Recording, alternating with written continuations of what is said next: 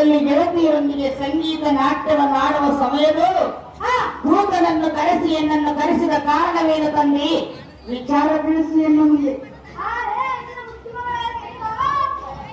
ನೀನು ಸುದೀರ್ಘವಾಗಿ ಮಾಡುವ ಗೌರಿ ಪೂಜೆ, ಅತಿಥಿಗಳ ಉಪಚಾರ, ಅನ್ನದಾನ, ಗುರು ಹಿರಿಯರ ಸೇವೆ, ಮಹಾ ಪಂಡಿತರ ಪ್ರವಚನ, ಉಪದೇಶ ಆಲಿಸುವುದು ತಪ್ಪದಿರುತ್ತ ಸಾಕ್ತಿರುವುದಿಲ್ಲ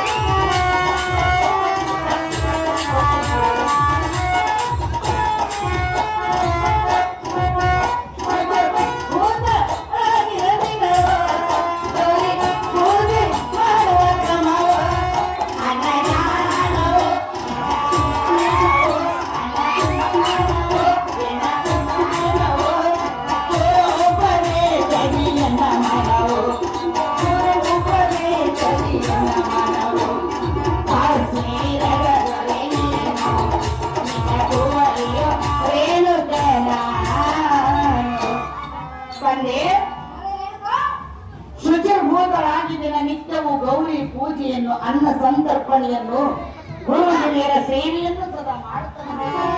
ಕಣ್ಣಿಯ ಜನಕ, ಇದೇ ನನ್ನ ದಿನನಿತ್ಯದ ಕಾಯಕ. ಪ್ರೀತಿಯ ಮುತ್ತು ಮಾತ್ರ ಪಾತ್ರ ಇದೇನು ದೊಡ್ಡ ಮಾತೆಂದು ಎನ್ನಂತ ಹೇಳಿ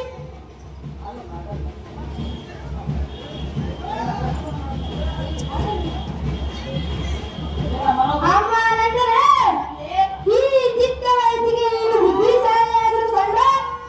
ಎನ್ನ ಮನೆಗೆ ಮಾತಾಡೋದು ಮಗಳೇ ರೇಣುಕ, ನಿನ್ನ ಸತ್ಗುಣ ಮೆಚ್ಚಲೇಬೇಕು. ನಿನ್ನ ಮನೋಭಾಗ್ಯ ಏನೆಂದು ಮಗಳೇ ಅದನ್ನು ಹೇಳು. ತಕ್ಷಣವೇ ನಡೆಸಿಕೊಡು ಪ್ರೇಮ ಬುದ್ಧಿ.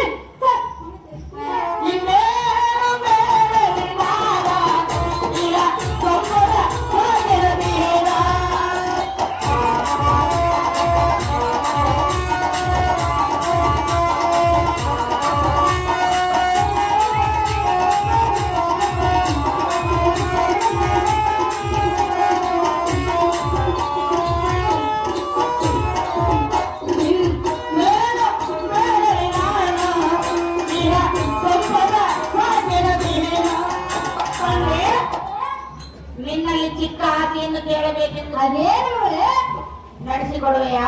ನಡೆಸಿಕೊಡುವ ಕಾರ್ಯವನ್ನು ನಡೆಸಿಕೊಳ್ಳುವ ಮಗಳೇ. ನಡೆಸುವಂತಹ ಕಾರ್ಯವೆಂದೇ ಇಂದು ನಿನ್ನನ್ನು ನಾನು ಕೇಳಲು ಹೇಳು ಮಗಳೇ. ಕೇಳಪ್ಪಯ್ಯ.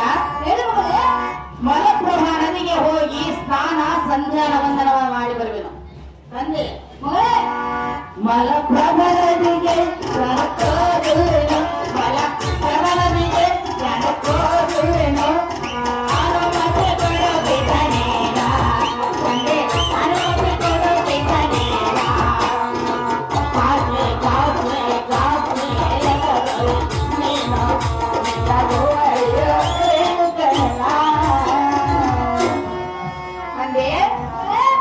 ಕಾಶ್ಮೀರದಲ್ಲಿರುವ ಈ ಐಶ್ವರ್ಯವೇ ಸಾಕು, ಹೆಚ್ಚಿನ ಆಸೆ ನಿನ್ನ ಮಗಳಿಗೆ ಬೇಕಿಲ್ಲ.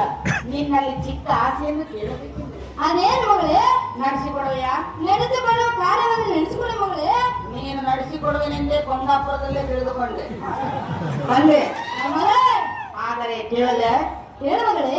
ಆದರೂ ಬೇಗ ಬಂದು ಕೇಳಬೇಕೆನ್ನೋ ಆತುರ ತಂದೆ. ಮಗಳೇ, ಮಲಪ್ರಭಾ ನದಿಗೆ ಹೋಗಿ ಸ್ನಾನ ಸಂಧ್ಯಾನ ವಂದನ ಮಾಡಿ ಬರುವೆ.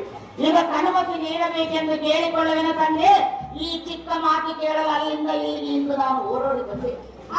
ಎನ್ನ ಪ್ರೀತಿಯ ಮುತ್ತು ಮೋಹಕ್ಕೆ ಪಾತ್ರರಾದ ಜನಕ, ಇದೇನು ದೊಡ್ಡ ಮಾತೆಂದು ಎನ್ನುತ್ತೇವೆ. ಇದೇ ದೊಡ್ಡ ಮಾತಪ್ಪಯ್ಯ. ನೀನನ್ನು ಸಮ್ಮತವಾದ ಕಾರ್ಯ ನನಗೆ ಸಮ್ಮತವಲ್ಲವೇ? ಇಲ್ಲವೆಂದವರಾರು. ನೀನು ಮಲಪ್ರಭಾ ನದಿಗೆ ತೆರಳಿ ಸ್ನಾನ ಸಂಧ್ಯಾ ವಂದನೆ ಮಾಡುವ ಮಗಳೇ.